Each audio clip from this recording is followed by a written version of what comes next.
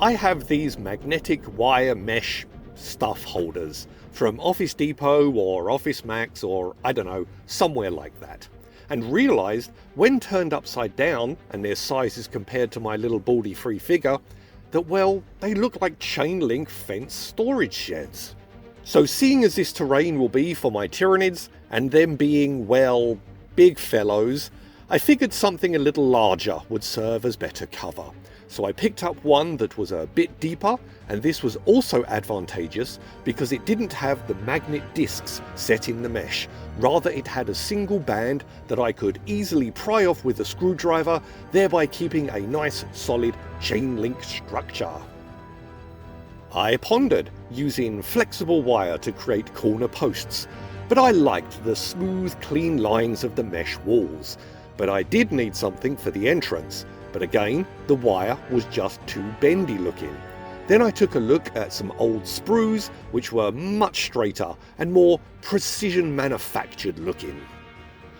From Home Depot, I raided the plumbing aisle and snagged some 1/2 inch and 3/4 inch plastic PEX barb plugs, which will serve as storage containers. With my blade, I trimmed off the little stray nubs and scraped away to try and remove the mould lines. Once I was done, I piled them up just to see what they'd look like, and yes, they do indeed look rather convincing as oil drums. I like the distinct ridges. They look like exaggerated reinforcing bands, so I guess whatever is being pumped into these needs to stay in there. They also looked good when placed inside the mesh holder.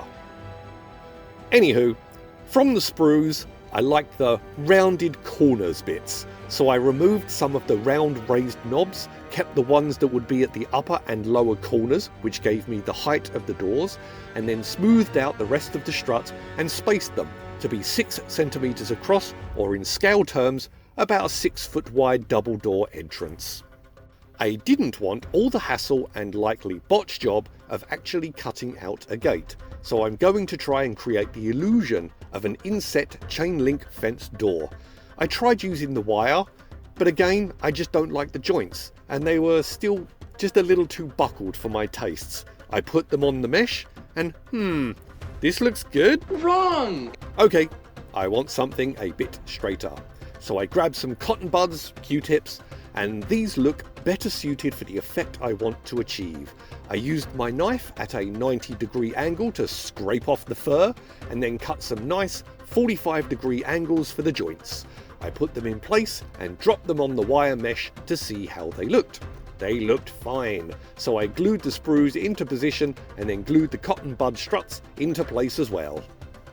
I positioned 2 more cotton buds in the centre to create the middle of the gates and thereby complete the frames, and then started jamming toothpicks into the cardboard packing that came with my IKEA display cabinet. I placed the plugs onto the toothpicks so I can prime them, and cut out a small rectangle of cardboard that I slid under the Q-tips at about mid-chest height and glued into the middle of the doors to be the latch lock plate. Cool, this is coming together nicely. I placed the wire tray on some foam core and cut a piece just a tiny bit larger than the tray. I cut out a few strips of thin cardboard the same depth as the foam core that I could glue around the edge and thereby hide the foam interior. I taped the strips onto my cutting board to keep them in place, and using a drafting triangle I measured and marked out the lines for the stripes and started painting them with black acrylic. Yes, I couldn't resist more hazard stripes. I think I'm addicted. I have a problem. Then I had an idea. When I broke away the magnet-bearing metal strip, it tore a small hole in the wire mesh. I decided to work with this. Without support posts, this isn't chain link fencing, but rather a dense, self-supporting security mesh. So a heavy caliber round penetrated the fence and continued right through one of the barrels before blasting through the other side of the fence with a nice toxic dribble coming from the pierced drum, much like the nasty radioactive goo from my choke station. I chose a 3/4 inch plug and marked the same height as the penetration in the wire. I drilled a very small pilot hole so that the larger drill bit could gain purchase and ran it through. Make sure to jam a screwdriver or something into the bottom to help you hold it steady, because if the drill sticks, it'll spin the plug and blast your fingers something wicked. I then pushed the drill bit through the holes all the way through to confirm trajectory and gave me an approximate area for where the projectile would have exited. I pierced the mesh and used pliers to bend it out a little.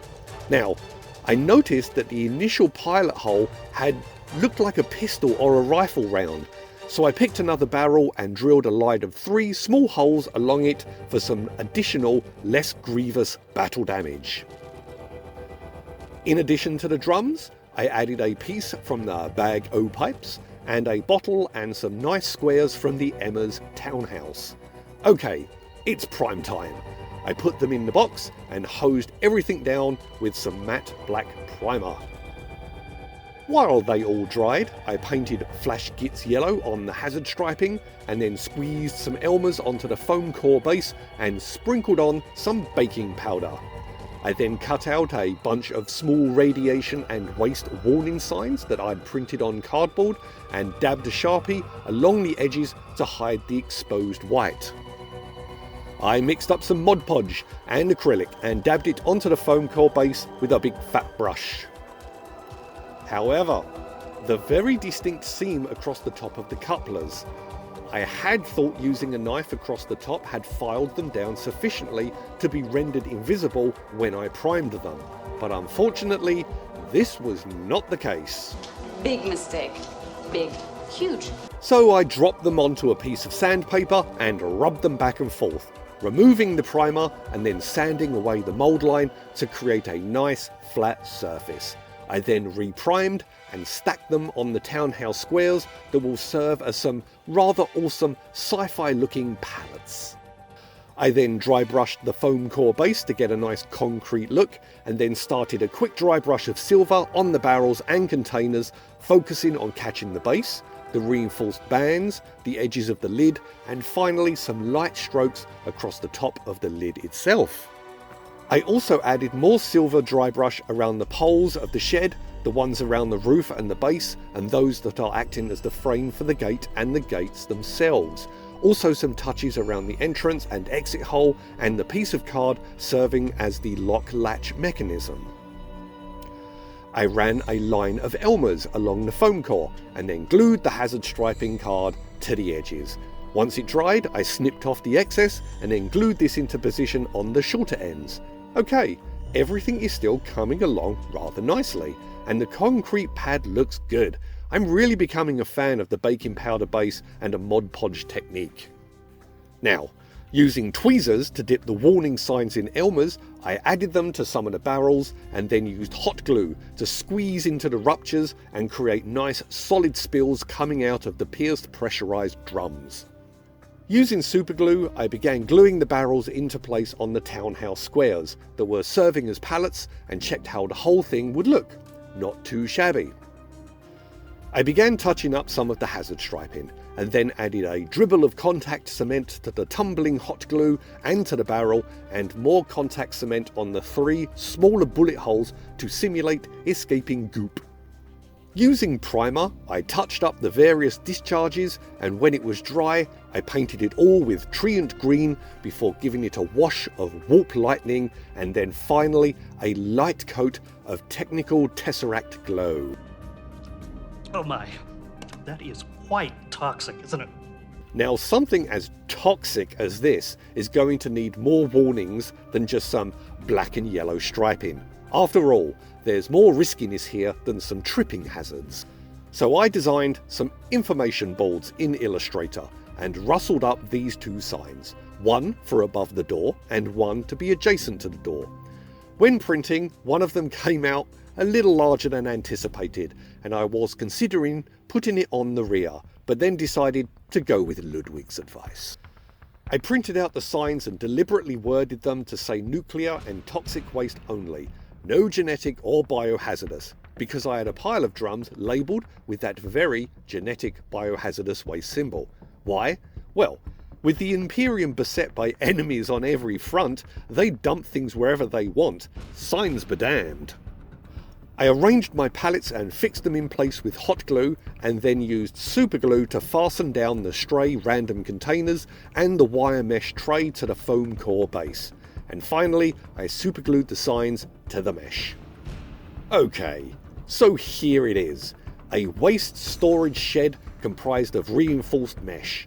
It has been used to house barrels of toxic waste, and during one of the many sporadic firefights that rage across the planet, a stray autocannon round punched through the fence, drilled clean through a barrel of nuclear waste, and blasted out through the other side. Glowing green radioactive sludge dribbled out and hardened when it reached the concrete pad. Sporadic bursts of small arms fire slipped through the openings, pockmarking another of the drums. Not pressurised and only about half full, a more sedate but no less deadly seepage of goo dribbled out. As battle begins, desperate troops seek cover behind this storage shed to escape enemy fire, and then climb atop it to gain a vantage point from which to return fire, unaware that while bullets whistle over their heads or spark against the mesh, the very cells of their body are under relentless assault, as their very DNA is shattered by radiation, and regardless of the outcome of the battle, their death is already assured.